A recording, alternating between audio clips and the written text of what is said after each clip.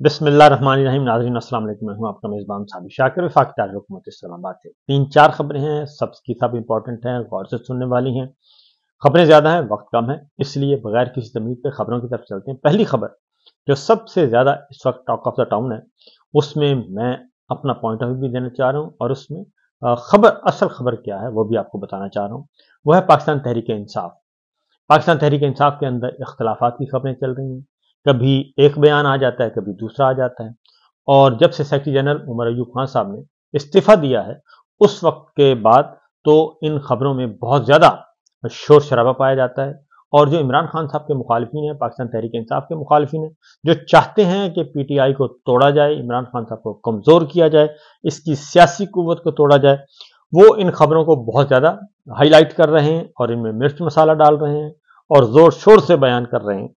लेकिन इसमें क्या वाकई पाकिस्तान तहरीक इंसाफ टूट जाएगी? क्या वाकई इमरान खान साहब जो हैं उनकी ताकत को कम किया जा सकेगा? तो इस पर ज़रा बात करते हैं।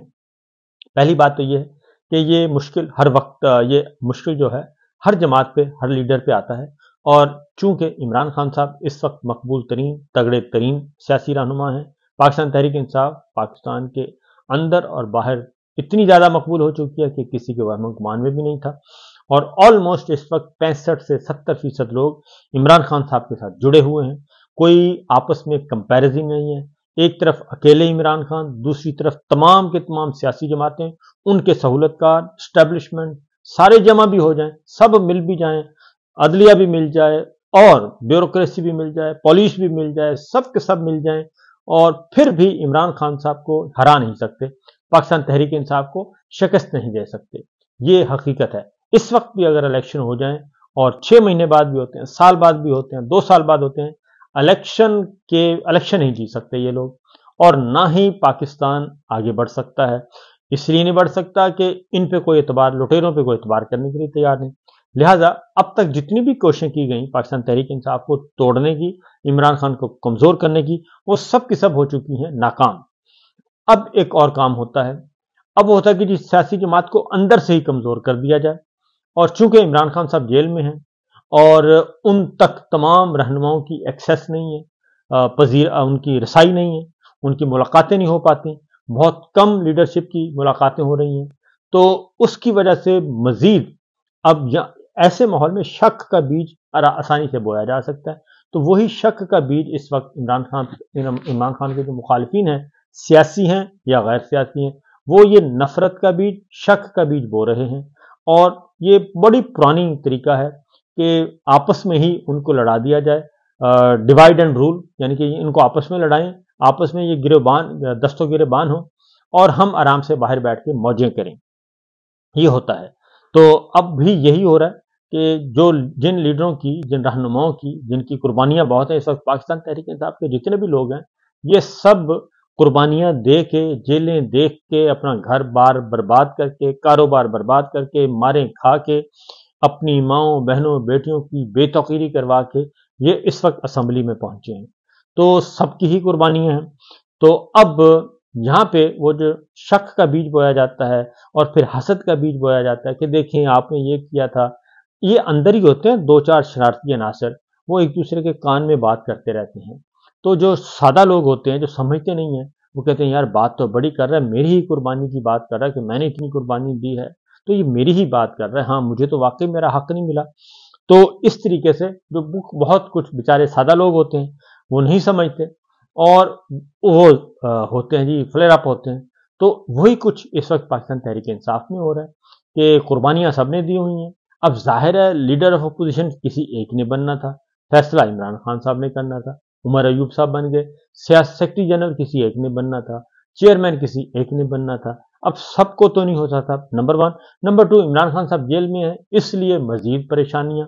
बाकी क्योंकि इमरान खान साहब के नीचे फिर शाह महमूद कुरैशी साहब थे, वो भी जेल में है और मजीद परेशानियां बढ़ गई हैं। चौधरी परवेज साहब अभी रिहा हुए हैं, उनकी सेहत इस काबिल नहीं है कि वह फौरी तौर पे एक्टिव पॉलिटिक्स स्टार्ट कर सकें। वो एक और परेशानी है।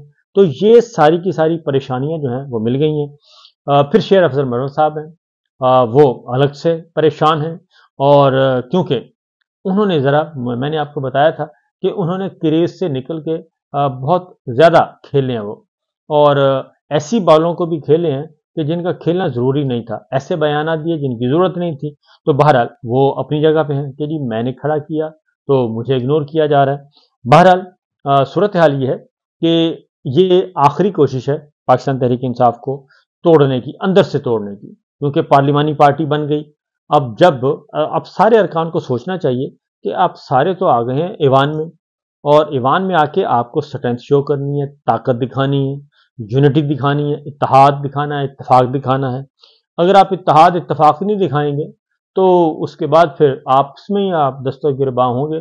तो क्या आपने इमरान खान साहब को रिहा करवाना है, क्या आपने अपने जो है अपना हिसाब चुकता करना है, और क्या आगे फिर आप कैसे बढ़ेंगे? तो ये मुमकिन नहीं है।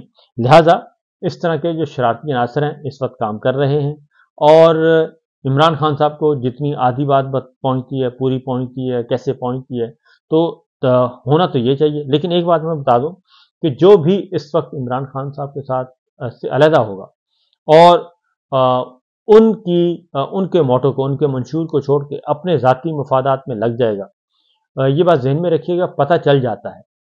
इमरान खान साहब ने आज नहीं तो कल, कल नहीं तो परसों, 2 हफ्ते, 4 हफ्ते, 6 हफ्ते बाद आना तो है ही बाहर, और जब बाहर आएंगे तो उनको भी पता चल जाएगा। रिपोर्ट्स उनको जेल में सारी पहुंच रही हैं। ये बात जहन में रखिएगा कि ये ना भूलिएगा कि इमरान खान साहब को किसी बात का पता नहीं है, उनको पता सब कुछ है, और A to Z पता होता है, उन तक इंफॉर्मेशन पहुंच जाती हैं, और फिर वो मुख्तलिफ जरियों से इंफॉर्मेशन कलेक्ट करते हैं। यही नहीं कि एक आदमी ने जाके बता दिया तो उस पर यकीन कर लिया, दूसरे ने बता दिया तो पहली बात को पहले बंदे की बात को फेंक दिया रद्दी की टोकरी में, ऐसा नहीं है। तो लिहाजा पहली बात तो यह है कि ये जुल्फ़िकार अली भुट्टो साहब पे भी वक्त आया, नवाज शरीफ साहब पे भी आया, मोहतरमा बेनज़ीर भुट्टो पे भी आया। तो ये वक्त आते रहते हैं, लेकिन बरकरार कायम दायम वही रहते हैं जो अपने लीडर के साथ जुड़े रहते हैं और अपने ज़ाती फ़ायदे, ज़ाती इख्तलाफ, ज़ाती मफादात को छोड़ देते हैं।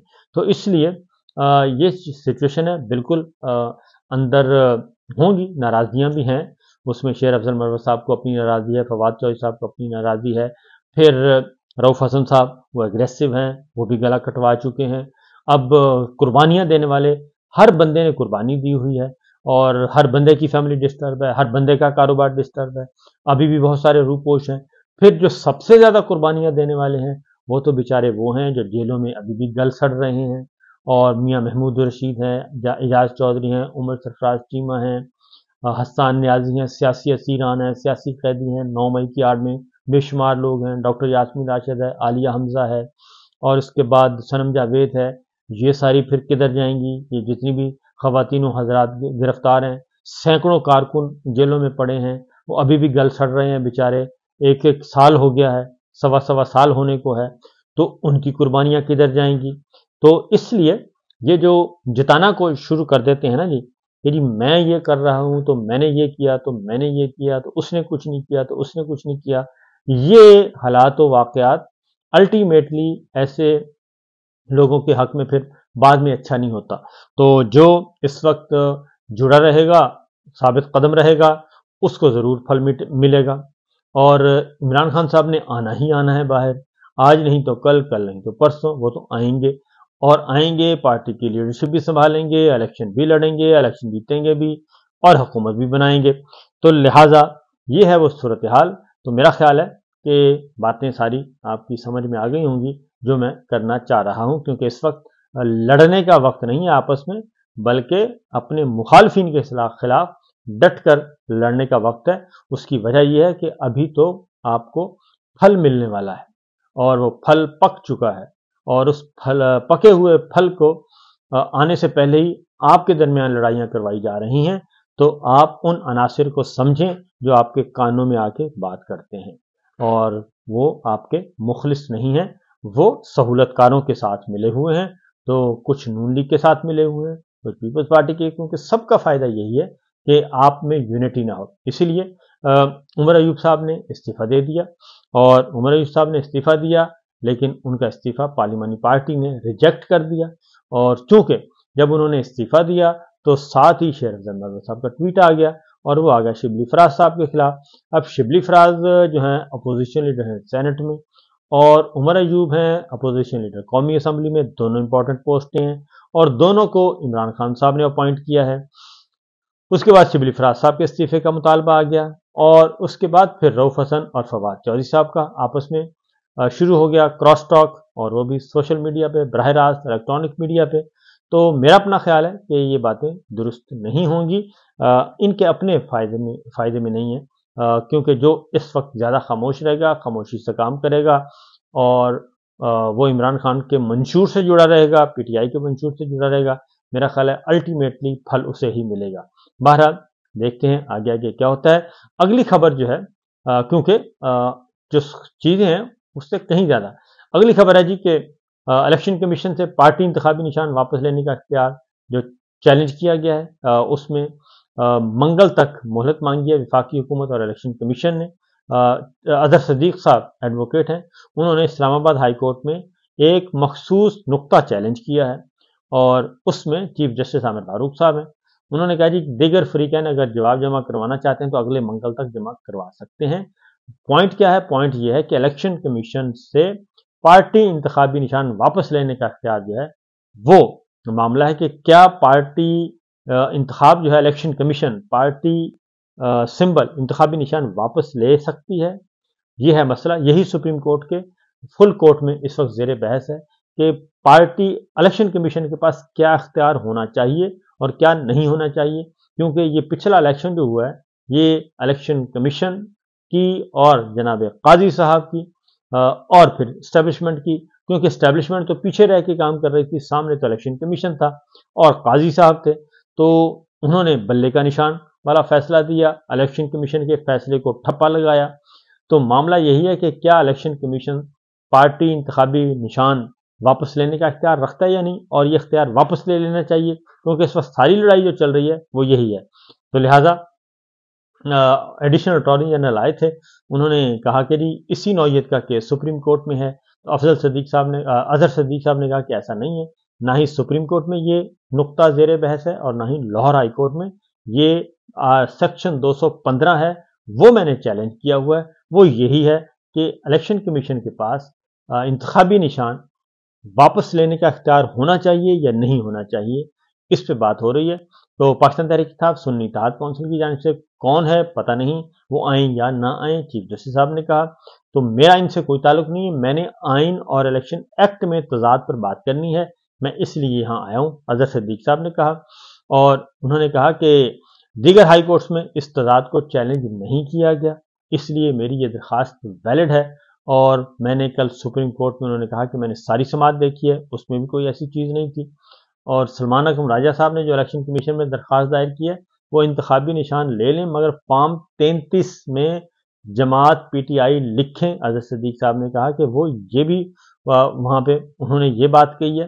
تو بہرحال یہ ایک چل رہا ہے معاملہ کہ یہ جو بلے کا نشان چھینا گیا یہ غلط چھینا گیا، اور مجھے اس طرح یاد ہے کہ اس وقت کے سینئر موسٹ ایڈوکیٹ امتیاز صدیقی صاحب تھے، انہوں نے بھی کہا تھا کہ یہ جب تک یہ عدالت کی قانون کی کتابوں میں یہ فیصلہ ہے، اس فیصلے کو ہم نکالیں گے اور ردی کی ٹوکری میں ڈالیں گے اور اس کو کسی دریا میں پھینک دیں گے، کسی گندے نالے میں پھینک دیں گے، یہ اتنا فیصلہ غلط ہے۔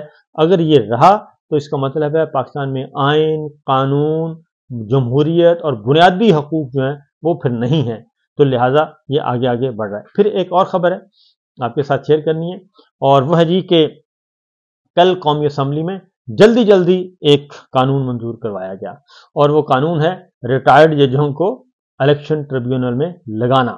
پہلے آرڈیننس جاری ہوا تھا، آرڈیننس سے بات نہیں بنی، اب الیکشن ٹریبیونل میں ریٹائرڈ ججز کو تعینات کرنے کا جو قانون ہے وہ منظور کروایا ہے قومی اسمبلی سے۔ اب یہ آئے گا سینٹ میں اور اس کے بعد پھر یہ جائے گا صدر مملکت زرداری صاحب کے پاس۔ تو یہ آپ سمجھ لیجئے کہ فارم 45 اور فارم 47 ان کے گلے میں پھندے بنے ہوئے، موت کے پھندے بنے ہوئے، وہ نہیں نکل رہے، ان کے گلا ہر روز ان کا گلا جو ہے وہ اسی شکنجے میں آ رہا ہے، فارم 45 کے شکنجے میں روزانہ ٹائٹ ہو رہا ہے۔ اور چونکہ الیکشن ٹریبیونل کے سامنے یہ جانا نہیں چاہتے، اور اسلام آباد ہائی کورٹ نے 3 ایم این نے ان کے جناب سٹار بیٹسمین جو تھے अंजुम अकील साहब, डॉक्टर तारिक फजल चौधरी साहब राजा खुर्रम को बुलाया था और तीनों ही भाग गए और तीनों के पास फॉर्म 45 नहीं है। तो ये है सूरत हाल। तो उस पर कानून साजी कल की गई, उजलत में की गई, लेकिन मेरा ख्याल कि ये बरकरार रह सकेगी। क्यों नहीं रह सकेगी ये मैं आगे जाके बताऊंगा, अभी कबल अज़ वक्त है। इजाज़त दीजिए, अल्लाह हाफ़िज़।